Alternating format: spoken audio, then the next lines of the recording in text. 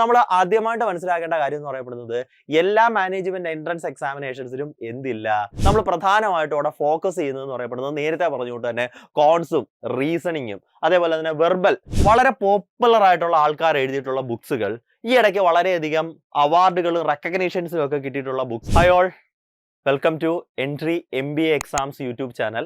അപ്പോൾ നമ്മൾ ഇന്ന് വളരെ ഇമ്പോർട്ടൻ്റ് ആയിട്ടുള്ള ഒരു കാര്യം ഡിസ്കസ് ചെയ്യാനായിട്ടാണ് വന്നിട്ടുള്ളത്.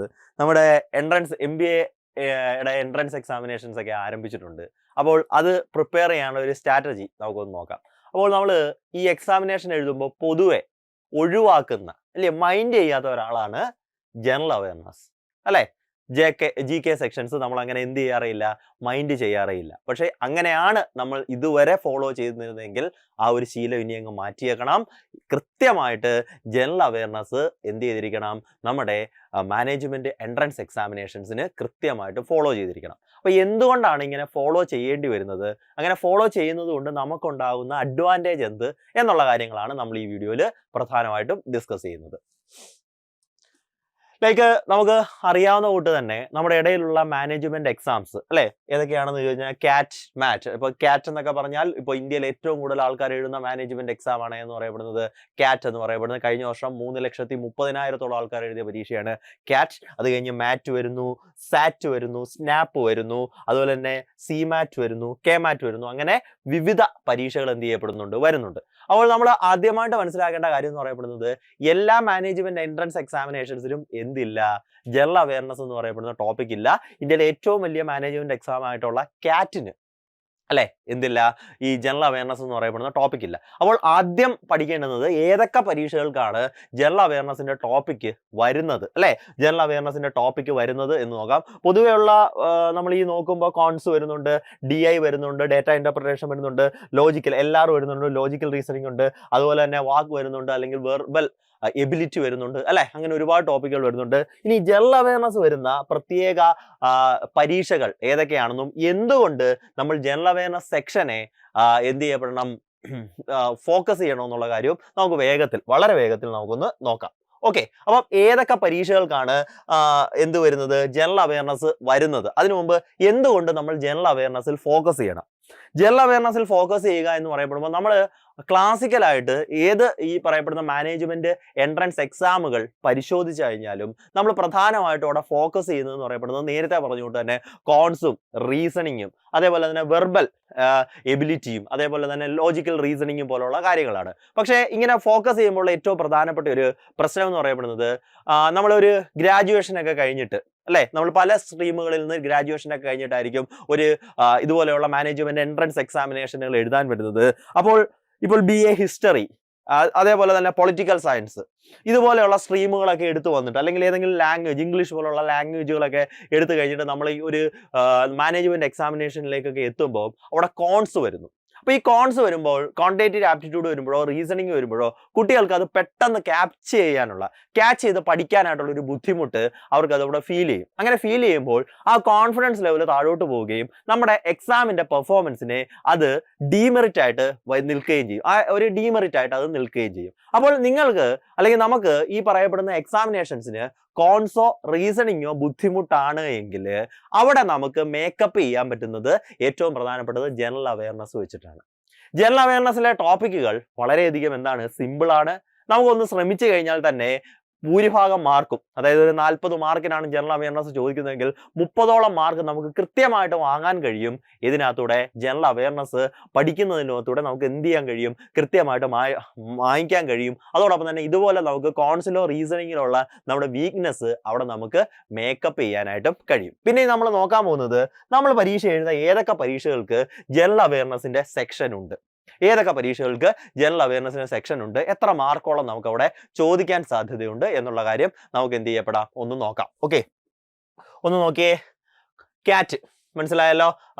CAT അല്ല, CMAT, common management admission test എന്ന് പറയപ്പെടുന്ന ഈ ഒരു പരീക്ഷയ്ക്ക് ജനറൽ അവയർനെസ്സിൽ നിന്ന് എത്ര മാർക്കിനാണ് ചോദ്യങ്ങൾ ചോദിക്കുകയുണ്ടാവുക? 20 ക്വസ്റ്റ്യൻസ് ആണ് ചോദിക്കുക. 80 മാർക്ക് ആയിരിക്കും നമുക്ക് അവിടുന്ന് ലഭിക്കുക. മനസ്സിലായല്ലോ. CMAT ആണ്. CATന് നമുക്ക് എന്തില്ല? ജനറൽ അവയർനെസ് ഇല്ല. കോമൺ മാനേജ്മെന്റ് അഡ്മിഷൻ ടെസ്റ്റ് എന്ന് പറയപ്പെടുന്ന CMAT എന്ന് പറയപ്പെടുന്ന എക്സാമിനേഷന് 20 ചോദ്യങ്ങളായിരിക്കും ഉണ്ടായിരിക്കുക. എത്ര മാർക്കാണെന്ന് നോക്കിയേ? 80 മാർക്കാണ് നമുക്ക് അവിടുന്ന് സ്കോർ ചെയ്യാനായിട്ട് കഴിയുക. മാറ്റ് അല്ലയോ, CAT കഴിഞ്ഞാൽ ഏറ്റവും പോപ്പുലർ ആയിട്ടുള്ള എക്സാമിനേഷൻ ആണ് മാറ്റ് എന്ന് പറയപ്പെടുന്നത്. 200 ചോദ്യങ്ങളിൽ അല്ലെ 20%, അതായത് 40 ചോദ്യങ്ങളും എവിടുന്നാണ്? ജനറൽ അവയർനെസ്സിൽ നിന്നിട്ടാണ് നമ്മുടെ പരീക്ഷയ്ക്ക് ചോദിക്കുന്നത്. എത്ര ചോദ്യങ്ങളാണ് വരുന്നത് അവിടെ? 40 ചോദ്യങ്ങളാണ് മാറ്റ് എക്സാമിനേഷന് വരുന്നത്. അതേപോലെ തന്നെ സാറ്റ്, സേവിയേഴ്സ് ആപ്റ്റിറ്റ്യൂഡ് ടെക്സ്റ്റ് എന്ന് പറയപ്പെടുന്ന ഒരു വളരെ ഇമ്പോർട്ടൻ്റ് ആയിട്ടുള്ള ഒരു MBA ആപ്റ്റിറ്റ്യൂഡ് എക്സാമിനേഷന് 25 മാർക്കിനാണ്. മനസ്സിലായല്ലോ. 25 മാർക്കിനാണ് എന്ത് ചെയ്യപ്പെടുന്നത്? പരീക്ഷയ്ക്ക് ആ ഒരു ചോദ്യങ്ങൾ ചോദിക്കുന്നത്. അതേപോലെ തന്നെ Tata institute of social science and ടെക്നോളജിയുടെ നമ്മളുടെ എൻട്രൻസ് എക്സാമിനേഷന് ജനറൽ അവയർനെസിന്റെ ചോദ്യങ്ങൾ എന്ന് പറയപ്പെടുന്നത് 40 മാർക്കിനാണ്. എത്ര മാർക്കിനാണ് ചോദിക്കുന്നത്? 40 ക്വസ്റ്റ്യൻസ് ആണ് അവിടെ എന്ത് ചെയ്യപ്പെടുന്നത്? കൃത്യമായിട്ടും ഉണ്ടായിട്ടുള്ളത്. ഓക്കെ, അടുത്ത എക്സാമിനേഷൻസിന് നമ്മൾ അങ്ങനെയുള്ള എക്സാമിനേഷൻ പ്രിപ്പയർ ചെയ്യുക, അല്ലെങ്കിൽ ഇപ്പോൾ CMAT ആയിക്കോട്ടെ, മാറ്റ് ആയിക്കോട്ടെ, അല്ലെ സാറ്റ് ആയിക്കോട്ടെ, ഇതുപോലുള്ള പരീക്ഷകൾക്ക് പ്രിപ്പയർ ചെയ്യുമ്പോൾ എന്തൊക്കെ ടോപ്പിക്കുകളാണ് നമ്മൾ പഠിച്ചുകൊണ്ട് പോകേണ്ടുന്നത്, അല്ലെ എന്തൊക്കെ ടോപ്പിക്കിൽ നിന്നുള്ള ചോദ്യങ്ങളാണ് നമ്മൾ പഠിച്ചുകൊണ്ട് പോകേണ്ടുന്നത് എന്ത് ചെയ്യപ്പെടുക? ഒന്ന് അനലൈസ് ചെയ്യുക. ഓക്കെ, ഏറ്റവും പ്രധാനപ്പെട്ടതാണ് ബുക്സ് ആൻഡ് ഓതേഴ്സ്. ഈ ബുക്സ് ആൻഡ് ഓതേഴ്സ് നമ്മൾ പഠിക്കുമ്പോൾ വളരെ പോപ്പുലർ ആയിട്ടുള്ള ആൾക്കാർ എഴുതിയിട്ടുള്ള ബുക്സുകൾ, ഈ ഇടയ്ക്ക് വളരെയധികം അവാർഡുകളും റെക്കഗ്നീഷൻസും ഒക്കെ കിട്ടിയിട്ടുള്ള ബുക്സുകൾ, അല്ലെങ്കിൽ എന്തെങ്കിലും ഏതൊക്കെ രീതിയിൽ എന്ത് ചെയ്യപ്പെട്ടിട്ടുള്ളത് ഫേമസ് ആയിട്ടുള്ളതോ നൊട്ടോറിയസ് ആയിട്ടുള്ളതോ ഉള്ള ബുക്സും അതിന്റെ ഓണേഴ്സിന്റെയും പേര് എന്ത് ചെയ്യപ്പെടും? ഓതേഴ്സിന്റെയും പേര് പഠിച്ചുകൊണ്ട് പോവുക.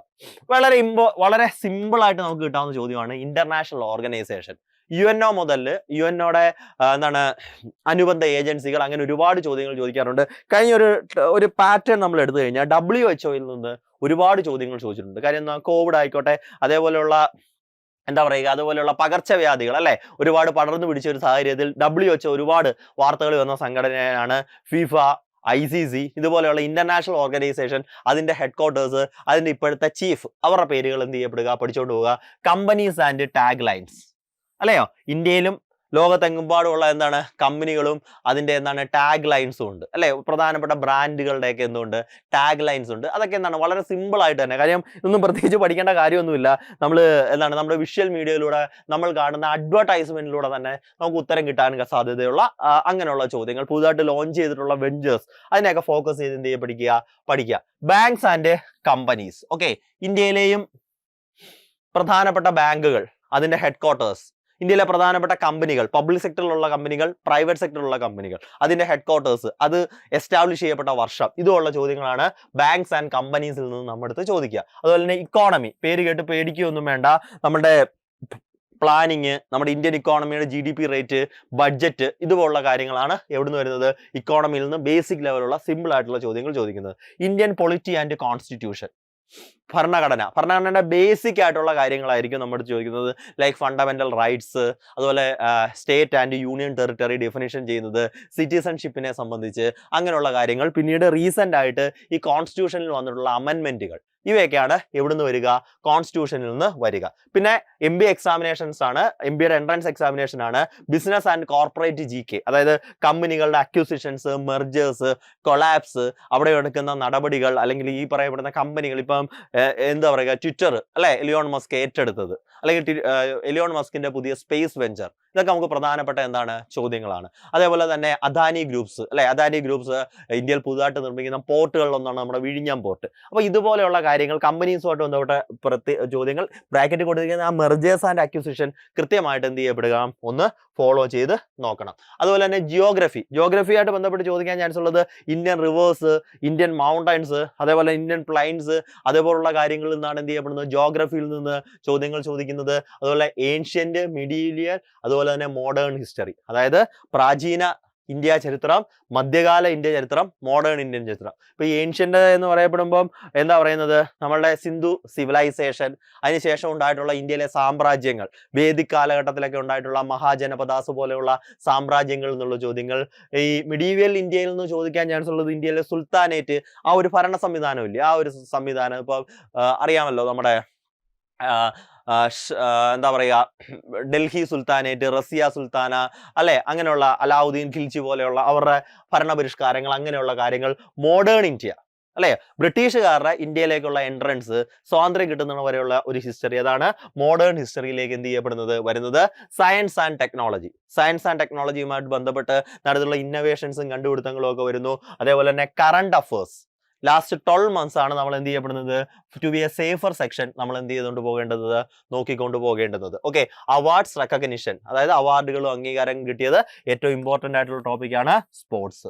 അതായത് മാറ്റ് എക്സാമിനേഷന് 40 മാർക്കിൽ ഏകദേശം 6 മാർക്ക് വരെയൊക്കെ സ്പോർട്സിൽ നിന്നുള്ള ചോദ്യങ്ങൾ എന്ത് ചെയ്തിട്ടുണ്ട്, ചോദിച്ചിട്ടുണ്ട്. ഓക്കെ, ഇനി നമുക്ക് നോക്കേണ്ടുന്ന ഏറ്റവും പ്രധാനപ്പെട്ട കാര്യം എന്ന് പറയപ്പെടുന്നത് ഇതൊക്കെ എങ്ങനെ പഠിക്കാം, എൻട്രി ആപ്പിലൂടെ ഇത് എങ്ങനെയൊക്കെ പഠിക്കാമെന്ന് ചോദിച്ചു കഴിഞ്ഞാൽ, എൻട്രി ആപ്പിലെ നമ്മുടെ മാനേജ്മെന്റ് എൻട്രൻസ് എക്സാമിനേഷന്റെ കോംപ്രിഹെൻസീവ് ആയിട്ടുള്ള ജനറൽ അവയർനെസ് സെക്ഷനിൽ daily classes, recorded classes, live classes, mock test എന്നിവയിലൂടെ നമ്മൾ ഈ പറഞ്ഞ കോംപ്രിഹെൻസീവ് ആയിട്ടുള്ള ടോപ്പിക്കുകളുടെ എല്ലാത്തരം ക്ലാസ്സുകളും മെറ്റീരിയലുകളും കുട്ടികളിലേക്ക് എത്തുന്നുണ്ട്. അതോടെ തന്നെ ഒരു എക്സ്പെർട്ട് മെന്റർഷിപ്പിന്റെ സഹായത്തോടു കൂടിയിട്ടാണ് നമ്മൾ എന്ത് ചെയ്യപ്പെടുന്നത്, ഈ കോഴ്സ് ഡിസൈൻ ചെയ്തിട്ടുള്ളത്. ഇപ്പൊ നമുക്ക് നമ്മുടെ പല കുട്ടികളും നേരിടുന്ന ഏറ്റവും പ്രധാനപ്പെട്ട ഒരു വെല്ലുവിളിയാണ് എന്ത് പഠിക്കണം, എങ്ങനെ പഠിക്കണം, അല്ലയോ, എന്തൊക്കെയാണ് ഞാൻ പ്രിപ്പയർ ചെയ്തുകൊണ്ട് പോകേണ്ടത്, അത് എങ്ങനെയാണ് ഞാൻ പ്രിപ്പയർ ചെയ്തുകൊണ്ടത്. ഇപ്പൊ എന്ത് പഠിക്കണം എന്നുള്ള ആൻസർ കിട്ടിക്കഴിഞ്ഞാൽ ഇത് എങ്ങനെ പഠിക്കണം എന്ന് പറയപ്പെടുന്ന ഒരു ചോദ്യം അവിടെ നിലനിൽക്കുകയാണ്. അതിനു വേണ്ടിയിട്ടാണ് നമുക്ക് ഒരു എക്സ്പെർട്ട് മെന്റർഷിപ്പ്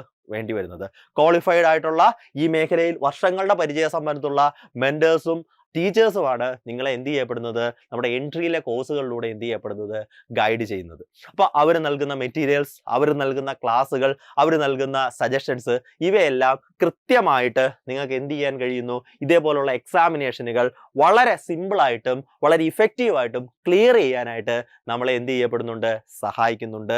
അതാണ് നമ്മളുടെ എൻട്രിയുടെ മാനേജ്മെന്റ് കോഴ്സുകളുടെ, എൻട്രൻസ് കോഴ്സുകളുടെ ഏറ്റവും പ്രധാനപ്പെട്ട സവിശേഷത എന്ന് പറയപ്പെടുന്നത്. അതോടൊപ്പം തന്നെ കറണ്ട് അഫേഴ്സുമായി ബന്ധപ്പെട്ട് ഡെയിലി ഉള്ള കറണ്ട് അഫേഴ്സ് അപ്ഡേറ്റുകൾ, അതായത് ഈ 12 മാസത്തെ കറണ്ട് അഫേഴ്സ് ഒക്കെ ഒരു മാസം കൊണ്ടോ അല്ലെങ്കിൽ 45 ദിവസം കൊണ്ടോ അല്ലെങ്കിൽ 10 ദിവസം കൊണ്ടോ ഒക്കെ പഠിക്കുക എന്ന് പറയപ്പെടുമ്പോൾ നമുക്കറിയാവുന്ന നടക്കാത്ത കാര്യമാണെന്ന് അല്ലെ. അത് കൃത്യമായിട്ട് മന്ത്ലി ബേസ്ഡിലും വീക്ക്ലി ബേസിലും ഡെയിലി ബേസിലും നിങ്ങളിലേക്ക് എന്ത് ചെയ്യപ്പെടുന്നു, നോട്ട്സ് ആയിട്ട് എത്തുന്നു. പ്രീവിയസ് ക്വസ്റ്റ്യൻസ്, PYQ അല്ലെ, സ്റ്റാറ്റിക് GK PYQന് വളരെ വലിയ പ്രാധാന്യമുണ്ട്. സോ അങ്ങനെയുള്ള PYQ ചോദ്യങ്ങളും വളരെ കൃത്യമായിട്ട് നിങ്ങളിലേക്ക് എത്തുന്നു. അപ്പോൾ ജനറൽ അവയർനെസിന്റെ പ്രാധാന്യം എന്ത്, ജനറൽ അവയർനെസ് പഠിക്കുന്നതുകൊണ്ടുള്ള ഗുണങ്ങൾ എന്തൊക്കെയാണ് എന്നതാണ് ഈ വീഡിയോ പ്രസന്റ് ചെയ്തതിലൂടെ നിങ്ങളിലേക്ക് എത്തിക്കാനായിട്ട് ശ്രമിച്ചത്. അപ്പോൾ ഒരു കാരണവശാലും നിങ്ങൾ ചൂസ് ചെയ്യുന്ന നമ്മുടെ മാനേജ്മെന്റ് എൻട്രൻസ് എക്സാമിനേഷന് ജനറൽ അവയർനെസ് ഉണ്ട് എങ്കിൽ അത് ഒരു കാരണവശാലും ഇഗ്നോർ ചെയ്യരുത്. അത് ഇഗ്നോർ ചെയ്യുന്നത് ഏറ്റവും വലിയൊരു മണ്ടത്തരമായിരിക്കും. അത് ഒരു കാരണവശാലും ഇഗ്നോർ ചെയ്യരുത്. നല്ല പ്രാധാന്യത്തോടെ തന്നെ പഠിക്കുക, എൻട്രിയോടൊപ്പം ചേർന്ന് പഠിക്കുക. അപ്പോൾ മറ്റൊരു ദിവസം മറ്റൊരു വീഡിയോയുമായി കാണാം. It's me Vishwanath signing off from entry app. Thank U.